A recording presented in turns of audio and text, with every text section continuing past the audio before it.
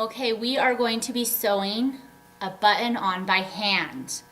Now, we don't want to sew the button right to the fabric because then you won't be able to get your buttonhole over it. It'll be too tight. We need to create what is on the bottom of this pink button. It is called a button shank.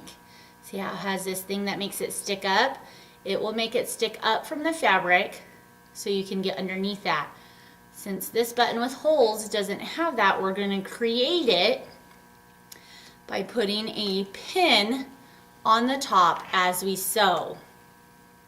What we need to do is get our needle ready because we are hand sewing, and we will be doing it just with regular thread, but I want to make sure that I double my thread. So I need to pull out a lot of thread, have it doubled.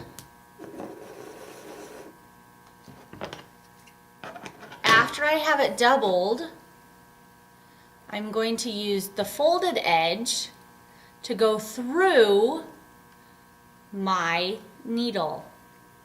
So I have it doubled. I'm going through my needle, and then I'm going to pull it and double it again. So now how many threads do I have? 4. That's right, I should have it 4 threads.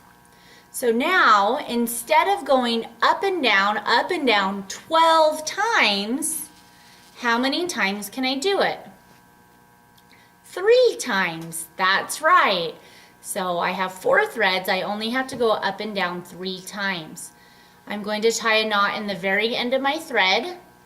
I'm going to wrap it around my finger, and I'm going to twist it off my finger and pull it through the hole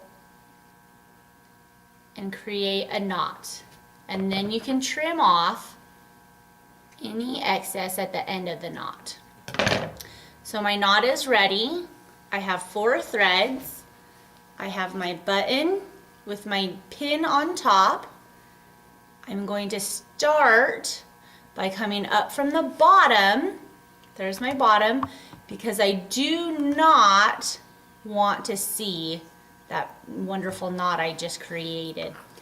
Now I have 4 holes in my button, so I can go diagonal and make an X. I can go straight across, or straight across this way, or I can go up and down. You can choose. So I'm going to come up, and you always want to make sure that you pull all the way through, so make sure the back of your button is looking nice as well. And I'm just going to go up and down, making sure I pull all threads through. Now remember, we talked about this. We have to go up and down. Make sure it's looking good on the back 3 times. This is 2.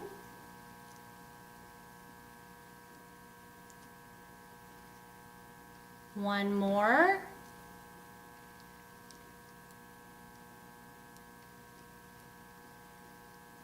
Will be 3.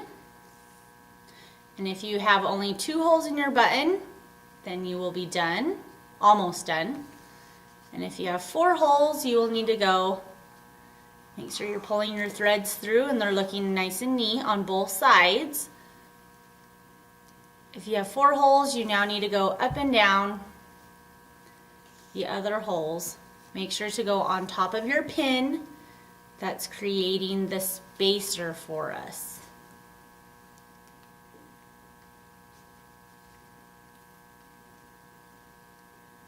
That's our second time.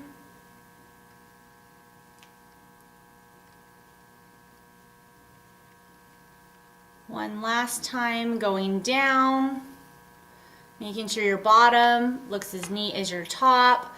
Now we need to make sure that we create, like on this other button, the shank that is underneath. I'm going to pull out my pin. I'm going to lift up my button so the space is now underneath. I'm going to take my needle, come up from the bottom, come up underneath my button,